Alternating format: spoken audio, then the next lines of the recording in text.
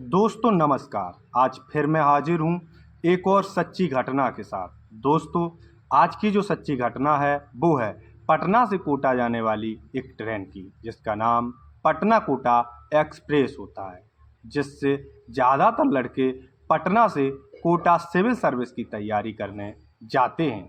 इसी ट्रेन से एक लड़का होता है जिसका नाम रमेश होता है। वो पटना से कोटा तैयारी करने के लिए जा रहा होता है। रमेश अपने घर से अपने मित्र के साथ निकलता है और पटना कोटा एक्सप्रेस की जर्नल की टिकट लेकर उस ट्रेन में सवार हो जाता है। ट्रेन अपने निश्चित समय से अपने गंतव्य स्थान से छूटती है और कुछ घंटों का सफ़र तय करके एक स्टेशन पर पहुंच जाती है, जहां स्टेशन पर एक परिवार जिसमें बीवी, दो बच्चे और उसका हस्बैंड होता है, जो दिखने में मुस्लिम समाज के लग रहे होते हैं, क्योंकि उनकी जो मम्मी होती है उन्होंने सलवार सूट पहना हुआ था और उनके पिता लग रहे थे कि ये मुसलमान लोग हैं। लेकिन इधर जो रमेश होता है वो जनरल की सीट पर अपने दोस्त के साथ उसी बोगी में बैठा होता है, जिसमें ये लोग अपने भारी भरकम सामान को लेकर चढ़ते हैं। इनके साथ काफ़ी ज़्यादा बैग होते हैं, तो ये लोग उन बैगों को उठाकर उस डिब्बे में रख लेते और ये लोग भी उसी सीट पर बैठ जाते हैं जिस पर रमेश बैठा होता है। उसके जस्ट सामने वाली सीट पर ये सारे लोग बैठ जाते हैं। ये जो परिवार चढ़ा हुआ था अभी अभी ट्रेन में, इस परिवार में एक लड़की जवान होती है। वो लड़की भी करीब प्रदीप के जस्ट सामने बैठ जाती है। प्रदीप जो होता है वो उस लड़की को देखने लगता है और ट्रेन यहाँ से छूट जाती है। ये ट्रेन यहाँ से जब छूटती है तो ये दोनों, लड़का और लड़की जो होते हैं, एक दूसरे की तरफ देखने लगते हैं। इस लड़के के साथ इसका मित्र भी होता है। जो जर्नल बोगियाँ होती हैं उनमें सामान रखने के लिए एक ऊपर सीट होती है, जिस सीट पर इसका मित्र लेटा होता है। वो अपने मित्र को जगाकर नीचे बैठा देता है, अपन जाकर खुद ऊपर लेट जाता है और वहाँ से उस लड़की को देखना शुरू कर देता है। ये दोनों एक दूसरे को देखकर मुस्करा रहे होते हैं और दोनों के दिलों में डर भी होता है कि शायद अगर हमको किसी ने देख लिया तो यहीं बवाल खड़ा हो जाएगा। दोनों डर से एक दूसरे को देखकर मुस्करा रहे थे और इशारे भी करते। कुछ देर बाद ये सिलसिला यहीं पर ख़त्म होता है और ये जो लड़का होता है ऊपर की सीट से उतरकर जस्ट उसी के सामने नीचे बैठ जाता है आके, क्योंकि वहाँ बैठने का एक तरीका होता है कि उस वहाँ पर जो गैपिंग की जगह होती है वहाँ पर उस लड़की के माता पिता ने इतने सारे बैग रखे हुए थे कि वहाँ किसी के पैर एक दूसरे को दिखाई नहीं दे रहे होते, और इसका जो फ्रेंड होता है वो जाकर ऊपर लेट जाता है। ट्रेन का सफ़र यूँ ही चल रहा होता है कि ये जो लड़की होती है ये उस लड़के को पैर को अपने पैर से टच करती है। जब ये टच करते हैं दोनों तो लड़का भी समझ जाता है और ये दोनों अब एक दूसरे के पैर को पैर से टच करते हैं, दाबते हैं। कुछ देर बाद यहाँ बारिश शुरू हो जाती है। लड़की की माँ उठकर अपने सामान को साइड में रख देती है और अपनी खिड़की बंद कर लेती है, लेकिन वो खिड़की खुली रहती है जिससे बारिश की कुछ बूंदें यहाँ अंदर डिब्बे में आ रही होती हैं। लेकिन जब ये पानी बंद नहीं होता है तो ये जो लड़का होता है ये उठकर उस खिड़की को इतनी तेज़ी से दाबता है कि ये खिड़की बंद हो जाती है और दोनों दोबारा से अपने अपने स्थान पर बैठ जाते हैं। कुछ देर बाद ये लड़की वहाँ से उठकर एक जनरल बोगी में सिंगल सीट होती है उस पर जाकर बैठ जाती है और ये लड़का वहाँ से उठकर अपने फ्रेंड को नीचे बिठा देता है, अपन जाकर ऊपर लेट जाता है। ये दोनों लेट जाते हैं और ये कुछ पॉपकॉर्न वगैरह खाने लगता है और इसी को इशारे में बताता है कि क्या तुम भी खाओगी। वो लड़की इशारे में ही मना करती है और अब इशारा चालू हो जाता है और ये लड़का जो होता है उस लड़की को उसका नाम पूछने लगता है। वो हाथ पे कुछ दिखाती है लेकिन इसको समझ में नहीं आता और अब ये दोनों का सिलसिला देखा दाखी का और हंसने मुस्कुराने का शुरू हो जाता है।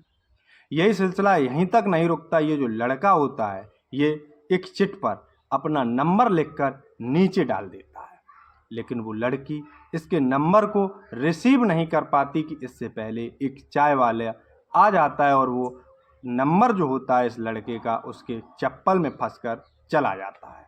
वो नंबर इस लड़की को नहीं मिल पाता। जब ये नंबर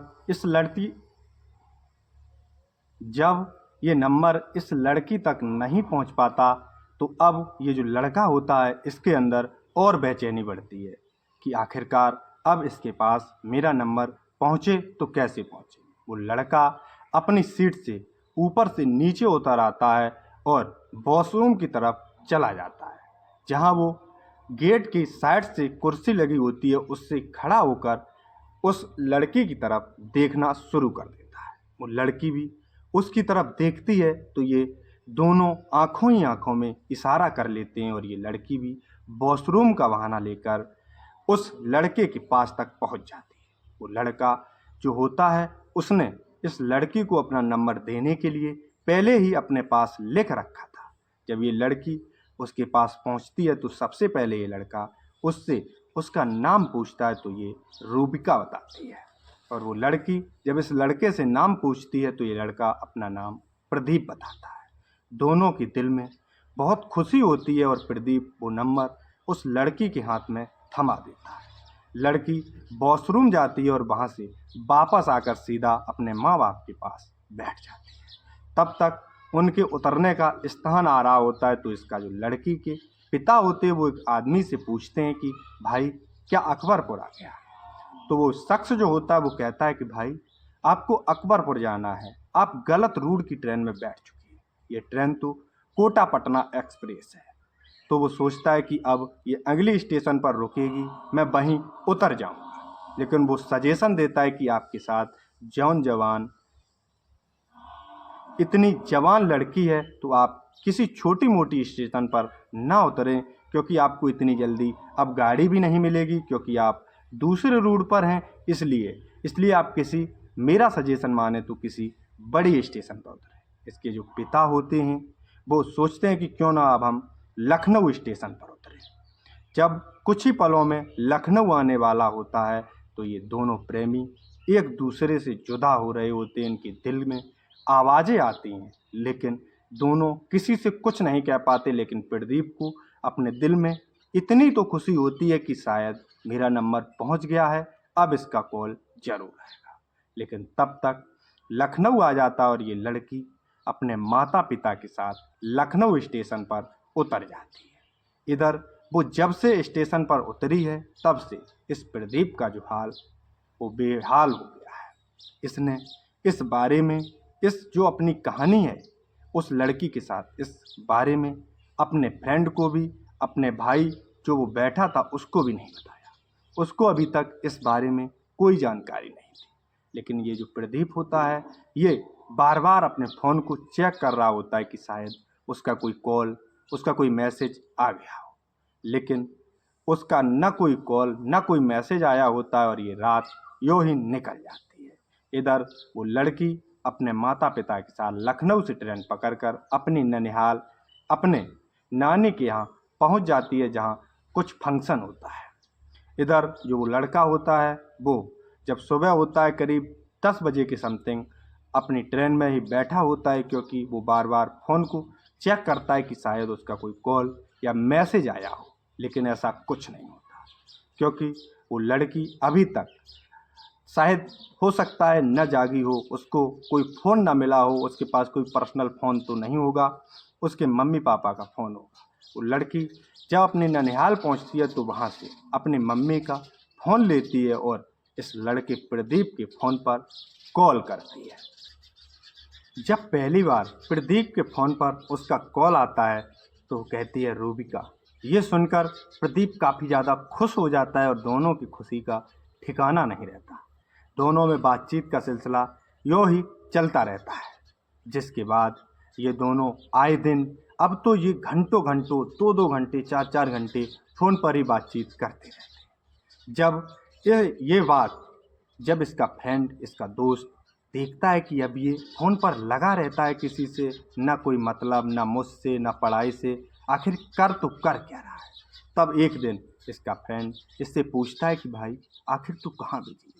तब ये जो प्रदीप होता है ये सारी कहानी अपने फ्रेंड को बताता है। हालांकि पहले तो इसका फ्रेंड इसके लिए मना करता है कि तू देख, तू एक हिंदू है, वो एक मुस्लिम लड़की है, ये सही नहीं है। लेकिन ये प्रदीप जो होता है ये नहीं मानता। तब इसका दोस्त भी इसकी हाँ में हाँ करना शुरू कर देता है। आए दिन इनमें बातचीत होती रहती है।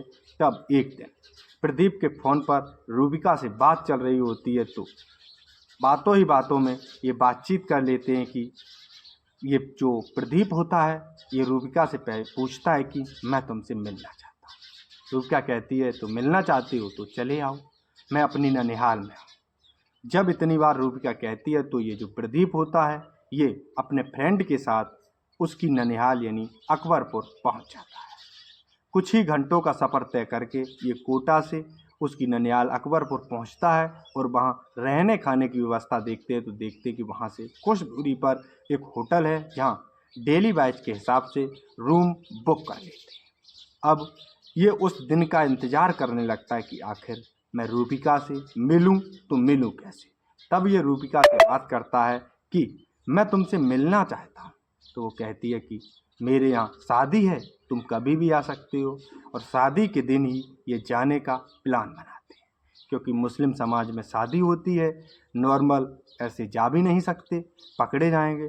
तो ये बाज़ार से सारे जो मुस्लिम समाज के जो आभूषण होते हैं वो सारे खरीद लेते हैं और ये पहनकर शादी वाले दिन उसके घर पहुंच जाते हैं। तब ये फ़ोन करता है तो रूबिका कहती है कि मैं इधर खड़ी हूँ। ये दोनों एक दूसरे को देखते हैं और फ़ोन पर ही बातचीत होती है। तब ये कहता है कि मैं तुमसे मिलना चाहता हूँ। तब रूबिका कहती है कि तुम रुको, मैं तुमसे मिलने आ रही हूँ। रूबिका जो होती है वो मौके का फ़ायदा उठाकर उस प्रदीप से मिलने चली जाती है, क्योंकि घर में शादी का माहौल होता है, इसलिए कोई इस छोटी मोटी बातों पर या हर किसी पर कोई निगाह नहीं रख पाता। ये दोनों जाते हैं एक सुनसान जगह पर, दोनों करीब घंटे आध घंटे तक बैठकर बातचीत करते हैं। तभी बातों ही बातों में दोनों बहुत ज़्यादा एक दूसरे से प्यार भरी बातें करना शुरू कर देते हैं। कुछ ही देर बाद रूबिका वहाँ से उठकर जाने लगती है कि मैं अब लेट हो रही हूँ। लेकिन तभी प्रदीप कहता है कि क्या तुम मेरे बिना रह सकती हो। तो रूबिका कहती है कि नहीं।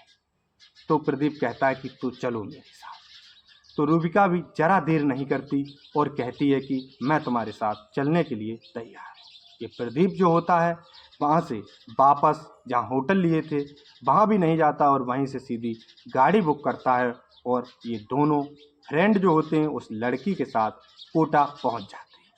वहीं पर ये दोनों पढ़ते हैं और ये जो लड़की होती है ये उन दोनों को खाना बनाकर खिलाती है और कहीं मंदिर वंदिर में शादी की हो। ये सिलसिला ऐसे ही कुछ दिनों तक चलता रहता है। तभी एक दिन इस बात की जानकारी प्रदीप के पिता को चल जाती है।